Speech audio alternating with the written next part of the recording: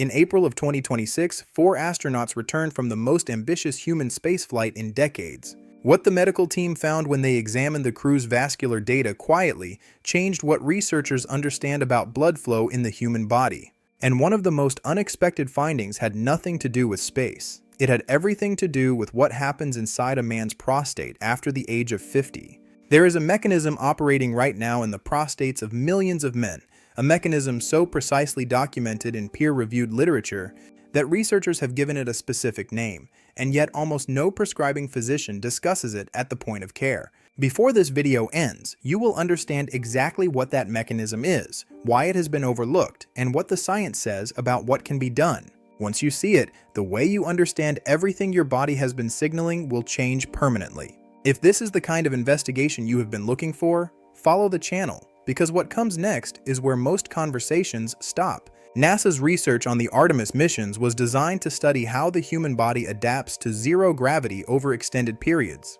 What scientists documented was a measurable reduction in microvascular function, the behavior of the smallest blood vessels, in multiple organ systems simultaneously. The prostate was among them, not because the prostate is the focus of space medicine, but because it is extraordinarily dependent on precise microvascular blood delivery. When that delivery is compromised, the tissue responds in a very specific way. Researchers from Fukushima Medical University in Japan published findings in 2023. They described this response in precise cellular terms. They called it stromal cell proliferation, and it is happening right now in most men over 50. This happens without a single symptom that a standard annual physical will detect. The prostate is not a simple gland. It is a metabolically active organ. It is threaded through with a dense network of blood vessels whose health depends almost entirely on the availability of a single molecule, nitric oxide. Produced by the endothelial cells, nitric oxide signals the surrounding smooth muscle to relax. When it does, vessels dilate and blood flows. Oxygen reaches the tissue. The prostate remains structurally stable. This is the process working as designed. In men under 40, it generally works. But something begins changing in the 4th and 5th decade. Nitric oxide production begins declining, not catastrophically, not suddenly, gradually and silently. The cells notice before the man does. Here is what the Fukushima research documented. When nitric oxide availability drops, the stromal cells, the structural support cells, begin to proliferate. They multiply at the boundary of the gland. They press inward. The prostate enlarges not because something is growing malignantly, but because the circulatory support system is failing. The structural cells are compensating. The PSA test does not detect this. The annual physical does not measure it. The standard workup captures none of it. And yet the mechanism is fully documented in the peer-reviewed literature. Everything downstream follows from this single circulatory failure. The paradox that most men encounter is this. They go to a physician.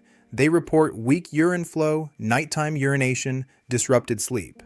The physician reviews the PSA. It is within range. They are told the prostate looks normal. They leave without answers. But the mechanism has been operating for years.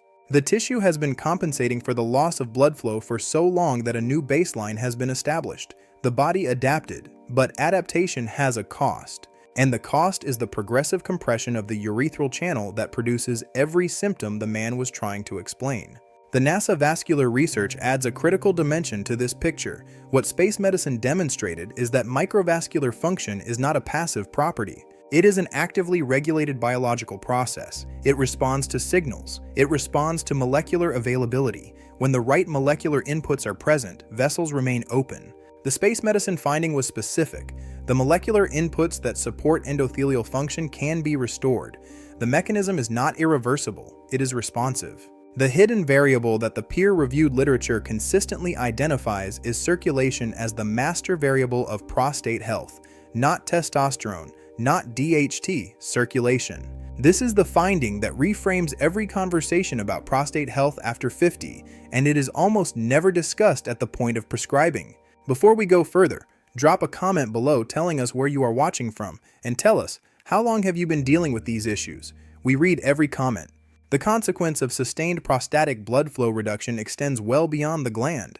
Research documents a relationship between prostatic vascular health and sleep architecture. A prostate under vascular stress creates a low-grade inflammatory signal that travels through the autonomic nervous system and disrupts the deep sleep cycle. Men waking 2 and 3 times per night are not experiencing a bladder problem. They are experiencing a nervous system response to prostatic vascular stress. Fix the root mechanism. The sleep changes, the energy changes, all of them trace back to a single upstream failure in prostatic blood flow. You came into this video because of a symptom.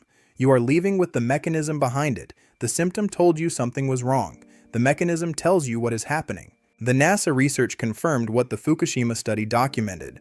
Prostatic circulatory health is not fixed. It is responsive, and the molecular pathway is addressable. If this investigation changed how you see your body, the first pinned comment below has the formula we have been referencing.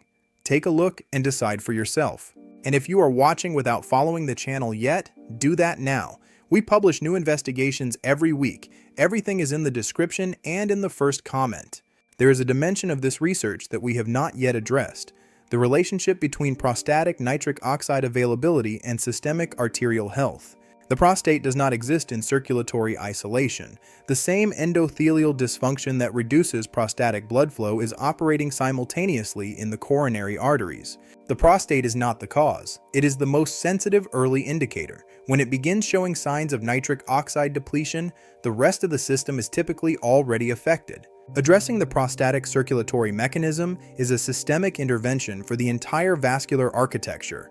Prostatic health should be reframed as a vascular health question, because the molecule at the center of it, nitric oxide, is the molecule at the center of arterial health throughout the organism. That is the scientific framework that changes everything.